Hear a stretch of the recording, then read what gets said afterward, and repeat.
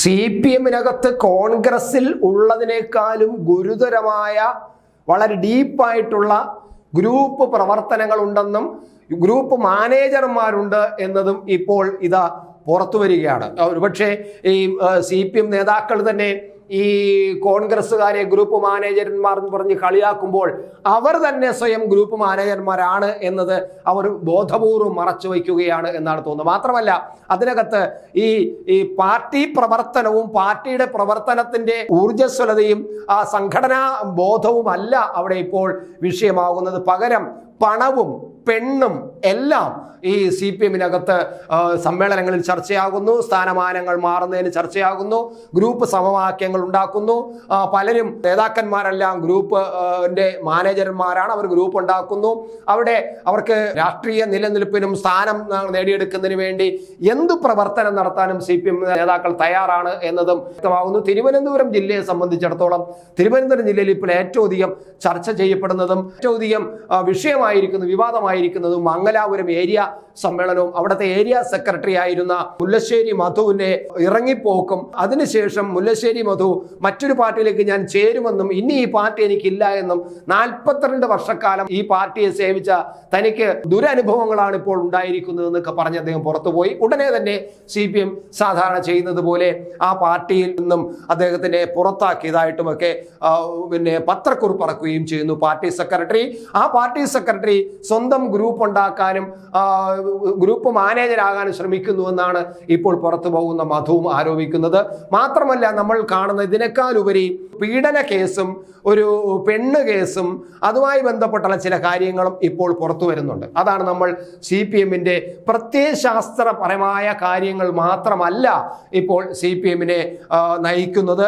അവിടുത്തെ സംഘടനയുടെ കെട്ടുറപ്പും സംഘടനാ പ്രവർത്തനങ്ങളിലുമൊക്കെ ഈ പറയുന്ന പ്രത്യയശാസ്ത്രം അവരുടെ ഉള്ളിൽ നിന്നും എന്നേ ഇറങ്ങിപ്പോയിരിക്കുന്നു എന്ന് തോന്നുന്നു. അവിടെ ഒരു 2018 നടന്ന ഒരു സംഭവം, അത് ഇവിടെ വെച്ചല്ല, നമ്മുടെ ഗോവയിൽ വെച്ച് നടന്ന ഒരു സംഭവവും അതുമായി ബന്ധപ്പെട്ട് ഒരു CPM നേതാവിന് അതിൽ പെട്ടുപോവുകയും അദ്ദേഹത്തിന് അതിൻ്റെ പേരിൽ കേസ് വരികയും അദ്ദേഹത്തിനെ പിന്നെ നടപടിയെടുക്കുകയും അദ്ദേഹം കേസിൽ പെടുകയൊക്കെ ചെയ്ത സംഭവമുണ്ട്.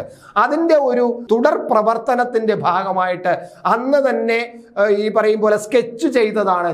ചില ആൾക്കാരെ പാർട്ടിക്കകത്ത് സ്കെച്ച് ചെയ്ത് വെച്ചതിൻ്റെ ഭാഗമായിട്ടാണ് ഇപ്പോൾ മംഗലാപുരത്തെ പാർട്ടി സംഭവങ്ങൾക്ക് കാരണമെന്നാണ് പറയുന്നത്. 2018 ആ പഴയ ഗോവൻ സംഭവം അന്ന് മുൻ ഏരിയ സെക്രട്ടറി ഗോവയിൽ പിടിയിലായിട്ടുണ്ടായിരുന്നു. എന്തിനാണെന്നറിയാമോ?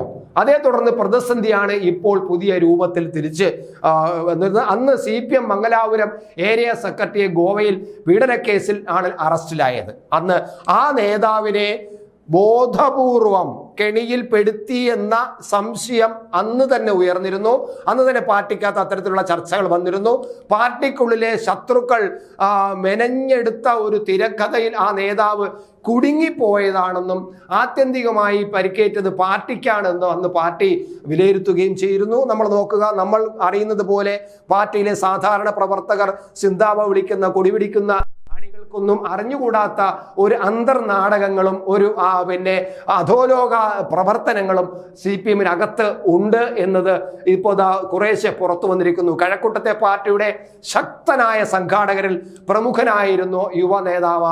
അന്നത്തെ ആ യുവ നേതാവ് അന്ന് പിന്നെ കഴക്കൂട്ടം ഏരിയ സെക്രട്ടറി ആയിരുന്നു. പിന്നീടാണ് മംഗലാപുരം ഏരിയ കമ്മിറ്റിയായിട്ട് മാറുന്നത്. കഴക്കൂട്ടം ഏരിയ കമ്മിറ്റി 2ആയിട്ട് പിരിഞ്ഞതിന് ശേഷമാണ് പിന്നെ മംഗലാപുരം ഏരിയ കമ്മിറ്റി വരുന്നതും ഒക്കെ ഉള്ളത്. അപ്പോൾ ആ കഴക്കൂട്ടം ഏരിയ കമ്മിറ്റിക്ക് ആയിരിക്കുമ്പോൾ തന്നെ ഉണ്ടായ ചില സംഭവങ്ങളാണ് നേതാവിനെ ബോധപൂർവം കുടുക്കിയവർക്കെതിരെ അന്ന് മുതൽ തന്നെ ഒരു വിഭാഗം പണി തുടങ്ങിയിരുന്നു, സ്കെച്ച് ഇട്ട് പണി തുടങ്ങിയിരുന്നു എന്നാണ്.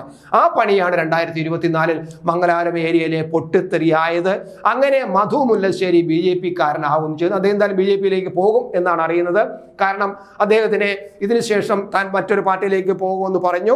അദ്ദേഹത്തിന്റെ വീട്ടിൽ പോയി കണ്ടു. VV രാജേഷും ജില്ലാ പ്രസിഡന്റ് VV ആഴ്ചയും സംസ്ഥാന സെക്രട്ടറി ശിവൻകുട്ടിയുമൊക്കെ അദ്ദേഹത്തിന് വീട്ടിൽ പോയി കണ്ട് കാര്യങ്ങൾ സംസാരിച്ചിട്ടുണ്ട്. അദ്ദേഹം BJP-യിൽ പോകുമെന്ന് തന്നെയാണ് അദ്ദേഹം വാർത്താ സമ്മേളനം നടത്തിയത്. ഔദ്യോഗികമായിട്ട് പ്രഖ്യാപിക്കാൻ മാത്രമേ ഉള്ളൂ, ബാക്കിയെല്ലാം പൂർത്തിയായി എന്നാണ് അറിയുന്നത്. എന്തായാലും ഗോവയിൽ പീഡന അറസ്റ്റോടെയാണ് മധു മുല്ലശ്ശേരി അതിശക്തനാകുന്നത്. മനസ്സിലാവുന്നുണ്ടല്ലോ. ആ പീഡന അറസ്റ്റിന്റെ ശില്പികൾ ആരൊക്കെയാണെന്ന് നിങ്ങൾക്ക് മനസ്സിലാക്കാവുന്നതേ ഉള്ളൂ. എന്തായാലും കടകംപള്ളി സുരേന്ദ്രന്റെ അതിവിശ്വസ്തൻ എന്ന ബാനറിലായിരുന്നു ഈ മധു മുല്ലശ്ശേരിയുടെ വരവ്. മന്ത്രിയായിരുന്ന കടകംപള്ളിക്ക് പിന്നിൽ ഉറച്ചു നിന്നു. എന്നാൽ കഴിഞ്ഞ പാർട്ടി സമ്മേളനത്തിൽ ആനാവൂർ നാഗപ്പൻ ശക്തനായി.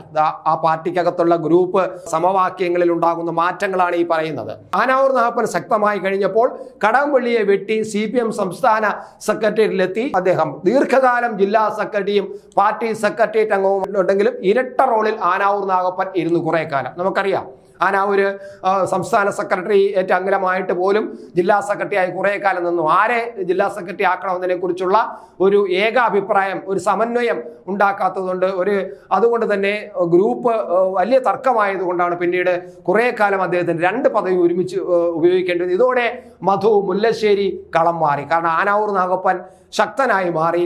അദ്ദേഹം പാർട്ടിയുടെ സംസ്ഥാന സെക്രട്ടേറിയറ്റ് അംഗമായി പാർട്ടി സെക്രട്ടറിയുമായി നിൽക്കുമ്പോൾ ഈ കടകംപള്ളി സുരേന്ദ്രൻ ഗ്രൂപ്പിൽ നിന്നും അദ്ദേഹത്തിന്റെ പക്ഷത്ത് നിന്നും മാറിയിട്ട് കളം മാറി.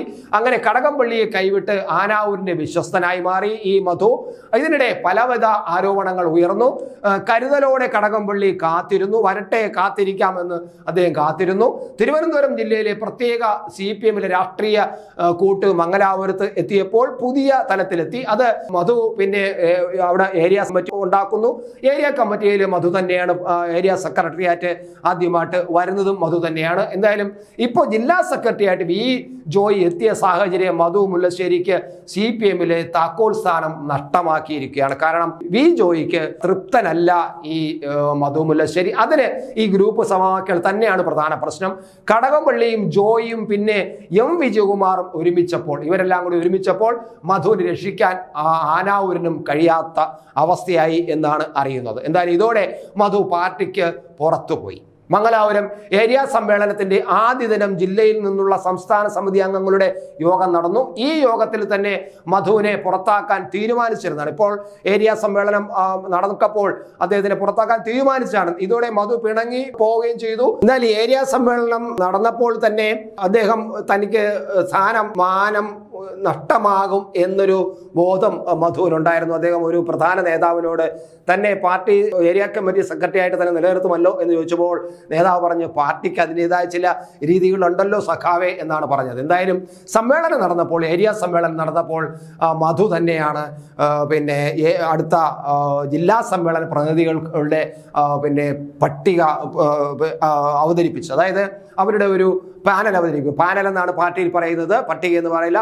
ഒരു അടുത്ത ജില്ലാ സമ്മേളനത്തിൽ ആരൊക്കെയാണ് പങ്കെടുക്കേണ്ടതെന്നതിനെ കുറിച്ച് ഒരു പാനൽ ഓരോ ലോക്കൽ കമ്മിറ്റിയിൽ നിന്നും കുറേ പേരുടെ ഓരോരുത്തരെ 2, 3, 4 പേരെ വെച്ചിട്ട് ഏരിയ സമ്മേളനത്തിൽ നിന്നും ഏരിയ മേഖലയിൽ നിന്നും കുറേ പേരെ ജില്ലാ സമ്മേളനത്തിലേക്ക് തിരഞ്ഞെടുക്കും. അങ്ങനെ ആ തിരഞ്ഞെടുക്കുന്നവരുടെ നേരത്തെ ഞാൻ പറഞ്ഞ പോലെ പാനലും അദ്ദേഹം തന്നെയാണ് അവതരിപ്പിച്ചത്.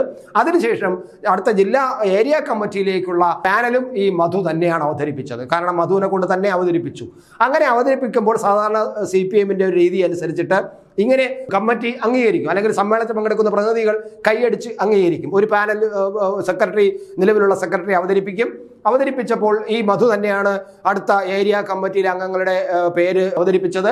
ആ ലിസ്റ്റ് അംഗീകരിച്ചതോടുകൂടി, അല്ലെങ്കിൽ ആ ഒരു പാനൽ അംഗീകരിച്ചതോടുകൂടി സമ്മേളനം കൈയടിച്ച് അംഗീകരിക്കുമ്പോൾ പിന്നെ പുതുതായിട്ട് തിരഞ്ഞെടുത്ത പാർട്ടി അംഗങ്ങളെല്ലാം കൂടി ഒരറ്റത്തോട്ട് ഈ സമ്മേളന സ്ഥലത്ത് തന്നെ ഏതെങ്കിലും ഒരു മൂലയിലോട്ട്, അല്ലെങ്കിൽ സ്റ്റേജിൽ തന്നെ ജില്ലാ നേതാക്കന്മാരും സംസ്ഥാന നേതാക്കന്മാരും കൂടി ഇരിക്കുന്ന ഒരു സ്ഥലത്ത് വെച്ചിട്ട് ഒരു കൂടി ആലോചിക്കും. അടുത്ത സെക്രട്ടറി ആരെ തിരഞ്ഞെടുക്കാമെന്ന് പറഞ്ഞ ആദ്യത്തെ യോഗം അവിടെ വെച്ച് കൂടും. കമ്മിറ്റി ആദ്യം കൂടും.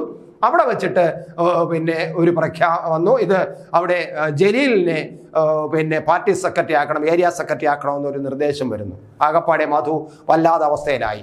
അപ്പോൾ മധു പിന്മാറാൻ തയ്യാറായില്ല. അപ്പോൾ അവിടെ മധുവിനോടൊപ്പം കുറച്ച് കമ്മിറ്റി അംഗങ്ങൾ നിന്നു, ജലീലിനോടൊപ്പം കുറച്ച് കമ്മിറ്റി അംഗങ്ങൾ നിന്നു. അവസാനം തിരഞ്ഞെടുപ്പ് വരും എന്നൊരവസ്ഥ വന്നു. തിരഞ്ഞെടുപ്പ് ഒഴിവാക്കാൻ പലതരത്തിൽ CPM-ന്റെ ജില്ലാ സംസ്ഥാന നേതാക്കൾ ശ്രമിച്ചു. കാരണം തിരഞ്ഞെടുപ്പ് വന്നു കഴിഞ്ഞാൽ പാർട്ടിക്കകത്ത് അതൊരു രീതിയല്ല. കാരണം പാനൽ അവതരിപ്പിക്കുക, അംഗീകരിക്കുക എന്നുള്ളതാണ് കമ്മ്യൂണിസ്റ്റ് പാർട്ടിയുടെ രീതി.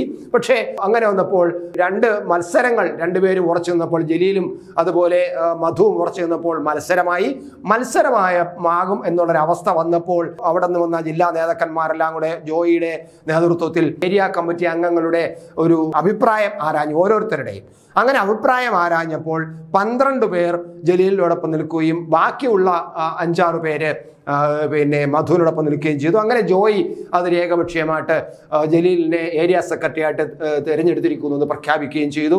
അതോടുകൂടി മധു സമ്മേളനത്തിൽ ഇറങ്ങിപ്പോവുകയാണ് ഉണ്ടായി. ഇതാണ് അവിടെ നടന്ന ഈ മംഗലാപുരം പാർട്ടി ഏരിയ സമ്മേളനത്തിൽ നടന്നത് എന്നതാണ് നമുക്ക് കിട്ടുന്ന വിവരം. പക്ഷേ ഇതിന്റെ പിന്നിൽ ഇനി ഞാൻ നേരത്തെ പറഞ്ഞതുപോലെ ഗോവ സംഭവങ്ങളും ഒരു ഹണി ട്രാപ്പ് എന്ന് പറയാവുന്ന പാർട്ടി നേതാക്കൾ തന്നെ ഏരിയ കമ്മിറ്റി അധികാരം പിടിച്ചെടുക്കാൻ വേണ്ടിയിട്ട് പഴയ ഏരിയ കമ്മിറ്റിയായ ഒരു യുവ നേതാവിൻ്റെ പേര് ഞാനിവിടെ വെളിപ്പെടുത്തുന്നില്ല, ആ യുവ നേതാവിനെ വെട്ടാൻ വേണ്ടിയിട്ട് അദ്ദേഹത്തിനെ ഗോവയിൽ എത്തിക്കുകയും ഗോവയിൽ അദ്ദേഹത്തോടൊപ്പം ഒരു പെൺകുട്ടിയെ പറഞ്ഞു വിടുകയും ആ പെൺകുട്ടിക്ക് പോർച്ചുഗൽ പാസ്പോർട്ട് എടുത്തു കൊടുക്കാം എന്ന പറഞ്ഞുകൊണ്ടാണ്, അത് എടുത്തു കൊടുക്കാനുള്ള സാഹചര്യം കൊടുക്കാമെന്ന് പറഞ്ഞുകൊണ്ടാണ് ഈ പെൺകുട്ടിയെ ഗോവയിൽ കൊണ്ടുപോയതെന്നും പാർട്ടി സഖാവ് കൂടിയായ പാർട്ടി നേതാവ് കൂടിയായ ഒരു പെൺകുട്ടിയാണ് ഗോവയിലേക്ക് കൊണ്ടുപോയത്. അവിടെ വെച്ചിട്ട് ഇവിടെ നിന്ന് പ്ലാൻ ചെയ്ത തിരക്കഥ അനുസരിച്ചിട്ട് അവിടെ ഓപ്പറേറ്റ് ചെയ്യുകയും അയാൾ അവിടെ വെച്ച് ഹോട്ടലിൽ വെച്ച് ഈ പെൺകുട്ടിയോട് താമസിച്ച ഈ ഏരിയ കമ്മിറ്റി നേതാവിനെ, യുവ നേതാവിനെ അറസ്റ്റ് ചെയ്യുകയും ചെയ്യുന്നു, കേസാകുന്നു.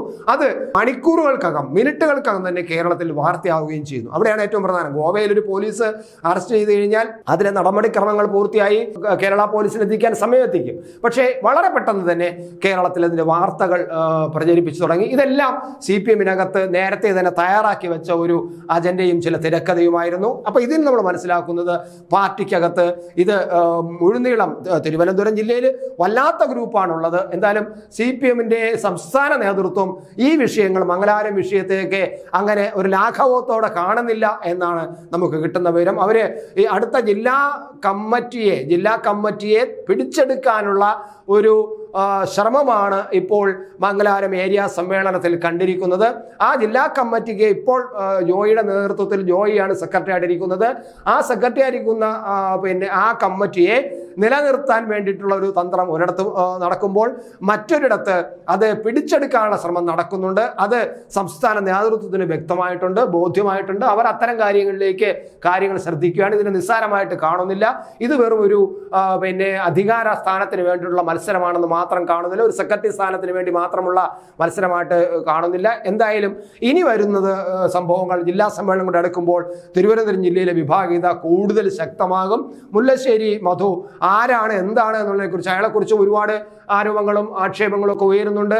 അദ്ദേഹത്തിന് സാധാരണ പ്രവർത്തകർക്ക് സമീപിക്കാൻ കഴിയുന്നില്ല, അദ്ദേഹം വലിയ മുതലാളിയായി മാറിയിരിക്കുന്നു, മുതലാളിമാർക്ക് മാത്രമേ സമീപിക്കാൻ കഴിയുന്നുള്ളൂ എന്നൊക്കെയുള്ള ആരോപണങ്ങളുണ്ട്. സ്വാഭാവികമാണ്. ഞാനും കണ്ടിട്ടുണ്ട് ഏരിയ സെക്രട്ടറി നല്ല പുത്തൻ ഇന്നോവ കാറിൽ ഇങ്ങനെ ഞെളിഞ്ഞു കിടന്ന് ഏതോ വലിയ പദവിയിലിരിക്കുന്ന ഒരു ആളിനെ പോലെ ഇന്നോവ കാറിന്റെ ബാക്ക് സീറ്റിൽ ഞെളിഞ്ഞ് നടന്നു വരുന്നതും പലയിടത്തും വന്ന് ഇറങ്ങുന്നതൊക്കെ കണ്ടിട്ടുണ്ട്. അപ്പോൾ ഇതാരാണ് എന്ന് അദ്ദേഹത്തിന്റെ ആ വരവും എടുപ്പും ചില ആൾക്കാർ ഓടിച്ചെന്ന് അദ്ദേഹത്തിന്റെ അടുത്ത് നിന്ന് ഭവ്യതയോടെ നിൽക്കുന്നത് കണ്ടപ്പോൾ ഇത് ആരാണെന്ന് അന്വേഷിച്ചപ്പോഴാണ് അതൊരു പാർട്ടി ഏരിയ സെക്രട്ടറി ആണ് എന്നറിഞ്ഞത്. അപ്പോൾ തന്നെ എനിക്ക് മനസ്സിലായി CPM-നകത്ത് വല്ലാത്ത ഒരു ചേഞ്ച് വന്നിരിക്കുന്നു, അതൊരു സാധാരണക്കാരുടെ പാർട്ടി അല്ലാതായി പാർട്ടി മാറിയിരിക്കുന്നു എന്നത് അവിടെ തന്നെ വ്യക്തമായതാണ്. എന്തായാലും മധു BJP-യിലേക്ക് പോകുന്നു.